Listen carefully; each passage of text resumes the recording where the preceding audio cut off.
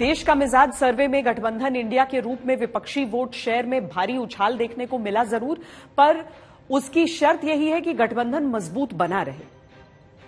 30 अगस्त और 1 सितंबर को महाराष्ट्र में गठबंधन की तीसरी बैठक होनी है। वहां की राजनीति बार बार गठबंधन के सामने चुनौतियां पेश कर रही है। महाराष्ट्र की बैठक में गठबंधन के संयोजक और सीट शेयरिंग पर बात तय होनी है, लेकिन पवार की पावर का करंट किस ओर बह रहा है, अभी ये विपक्षी दल ही तय नहीं कर पा रहे।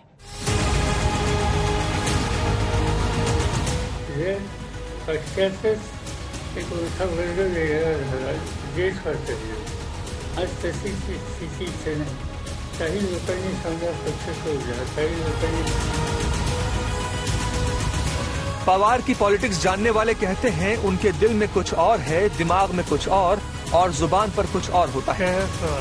भतीजे पवार की तारीफ और एनसीपी की टूट को लोकतांत्रिक बताने के पीछे पवार की क्या राजनीति है, ये सवाल गठबंधन इंडिया के लिए ज्यादा बड़ा हो रहा है, क्योंकि पवार के बाद उनकी विरासत की उत्तराधिकारी सुप्रिया भी पापा के सुर में सुर मिला रही हैं।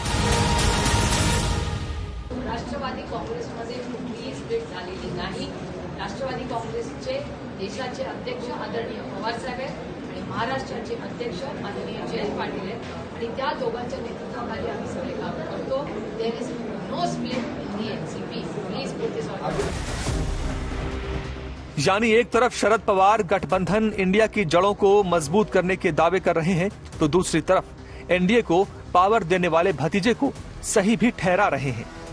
इंडिया टुडे सी वोटर सर्वे के अनुसार महाराष्ट्र में जिस तरह विपक्षी दलों में टूट हुई है, उससे बीजेपी को फायदा होगा, ऐसा मानने वाले लोग 60% हैं, जबकि कोई फायदा नहीं होगा कहने वाले सिर्फ 25% लोग हैं। शरद पवार की भूमिका को लेकर कुछ दिन पहले भी सामना में सवाल उठाए गए। महाराष्ट्र कांग्रेस ने भी बार बार स्पष्टीकरण मांगा, जमकर आरोप प्रत्यारोप की नौबत आई। इसमें अभी तक कोई निष्कर्ष तक नहीं जा सकते। रहा सवाल उनके स्टेटमेंट का, उनका एक स्ट्रेटेजी हो सकती है जो आगे इलेक्शन चुनाव के सामने, इलेक्शन कमीशन के सामने जो विषय है सुप्रीम कोर्ट में स्प्लिट का, उसको लेकर उनकी स्ट्रेटेजी कुछ बनी होगी, उस आधार पर वो स्टेटमेंट दे रहे होंगे।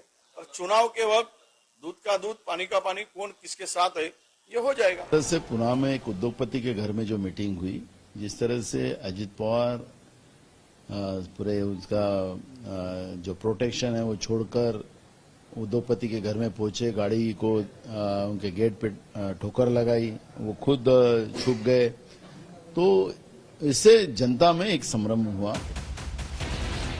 हर आरोप से बेखबर पवार कभी भतीजे पवार के साथ घंटों गुपचुप मीटिंग करते हैं, तो ये नहीं बताते कि मुलाकात हुई तो क्या बात हुई, और खुलकर प्रधानमंत्री मोदी और बीजेपी नेताओं के साथ मंच साझा करते हैं, तो मुस्कुराहटों के राज भी किसी को नहीं बताते।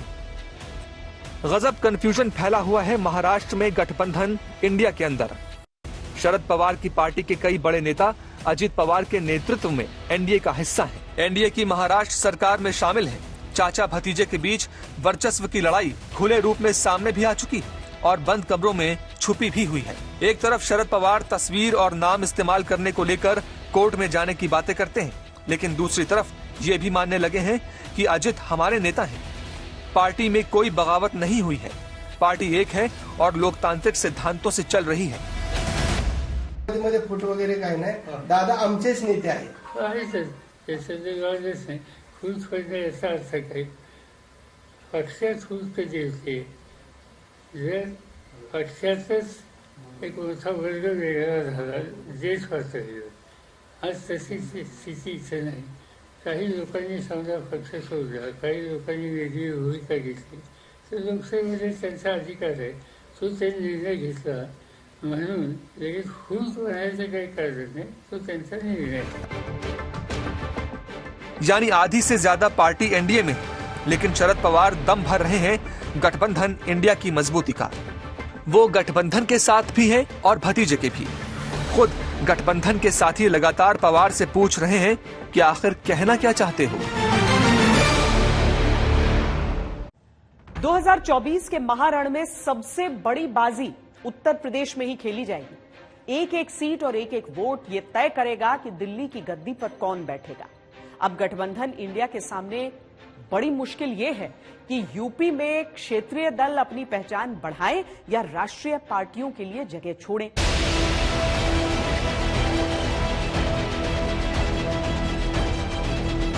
भारतीय जनता पार्टी प्रचंड बहुमत की सरकार बनाएगी, अब कोई संदेश में नहीं होना चाहिए। 24 में बदलाव के लिए पूरी पार्टी और संगठन तैयार होगा। देश पर बोझा बन चुके थे, अब उनको धोने की आवश्यकता है, जहां पड़े हैं नहीं उसको। जनता तैयार है बीजेपी को हराने के लिए।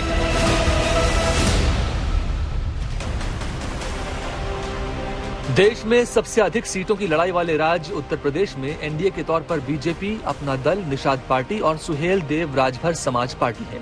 गठबंधन इंडिया में अभी समाजवादी पार्टी, कांग्रेस और राष्ट्रीय लोकदल है। बीएसपी अलग है।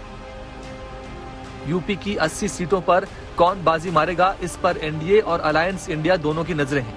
इंडिया टुडे सी वोटर सर्वे के हिसाब से यूपी में योगी आदित्यनाथ की लोकप्रियता के आगे गठबंधन को कोई फायदा होता नहीं दिखता।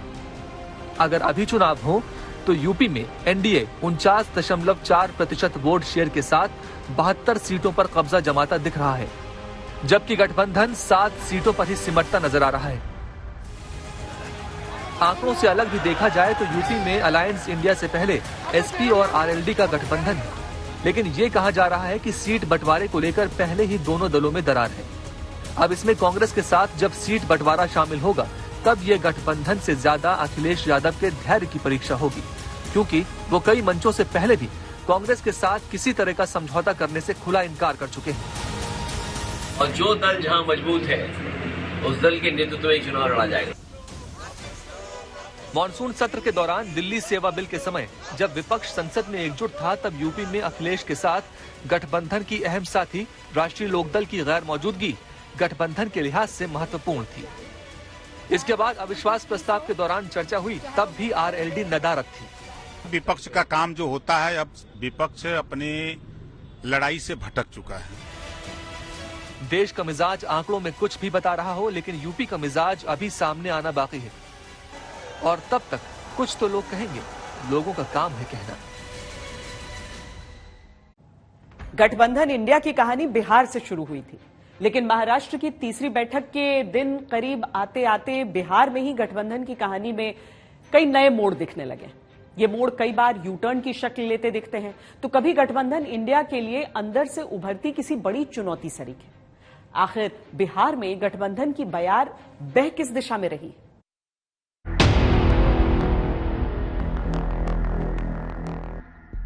इन मुस्कुराहटों के पीछे कितने राज छुपे हैं कौन जाने।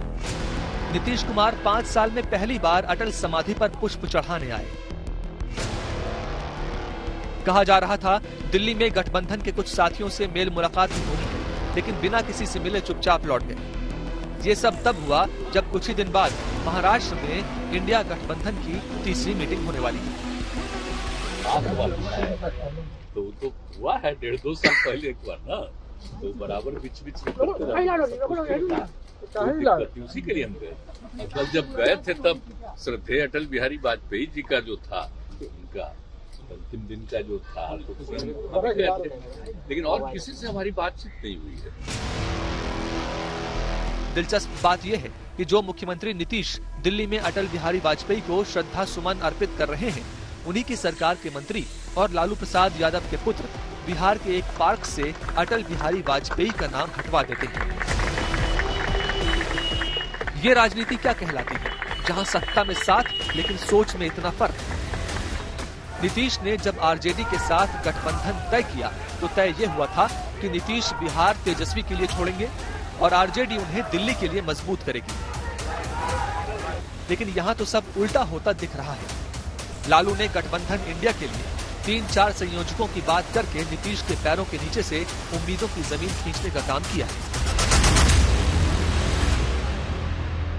जरूरी है देश के लिए, देश को बचाना है, डेमोक्रेसी को, इसलिए हर हालत में देश के किसान, मजदूर, नौजवान, माइनॉरिटी सबकी रक्षा करना है। नरेंद्र मोदी के शासन में बिल्कुल समूचा समाप्त हो चुका है। हम देख रहे हैं कि हम 5 को जा रहे हैं, नीतीश के पास न अब एनडीए में लौटने का विकल्प बचा है, न विपक्षी गठबंधन की राजनीति करने के अलावा कोई और रास्ता। लेकिन जो नीतीश सबसे पहले घूम घूम कर विपक्ष को एकजुट कर रहे थे, वो बिहार में ही मंत्रिमंडल का विस्तार नहीं कर रहे। विस्तार में कांग्रेस को जगह दी जानी है, लेकिन मामले का पेच है कि कहीं फंसा हुआ है। वैसे नीतीश लाख मना करें, लेकिन अगर मौका मिले तो प्रधानमंत्री बनने से भी कौन मना कर सकता है। उनकी पार्टी तो शुरू से ही उन्हें पीएम पद के मजबूत दावेदार के रूप में प्रोजेक्ट करती रहती है। गठबंधन की तीसरी बैठक से पहले ये मांग एक बार फिर नीतीश के पक्ष में सुनाई देने लगी। ये तो समय बताएगा। हमारे नेता कोई लालच तो नहीं है कि हम नेता बने। हमारे नेता सिर्फ इतना लालच है कि देश को बचाना है, देश का जो इतिहास मिटने न पाए। जो बुजुर्गों का, पूर्वजों का, हर समाज के लोगों ने आंदोलन में अपनी कुर्बानियां दी है, वो लोगों का इतिहास मिटने न पाए, इसको लेकर सब वो एक ही है। समय बताएगा कौन अगुआ बनेगा, वो तो बात की बात है। लेकिन देश की जनता चाहती है प्रधानमंत्री कोई बने तो नीतीश कुमार की बने। देश की जनता चाहती है। राजनीति में कहीं पे निगाहें, कहीं पे निशाना वाली बात तो आम है, लेकिन नीतीश कुमार का तीर तो न जाने कितने निशानों को एक साथ साधे रहता है। ये किसी से छुपा नहीं। नीतीश को मालूम है कि राजनीति में बीच की लकीर पर चलना हमेशा फायदेमंद रहता है। गठबंधन मोदी के विरोध में है, लेकिन अगर महत्वाकांक्षाएं ही हाशिए पर आने लगे तो कभी भी पाला बदला जा सकता है। कुछ तो दबाव की राजनीति की ही जा सकती है।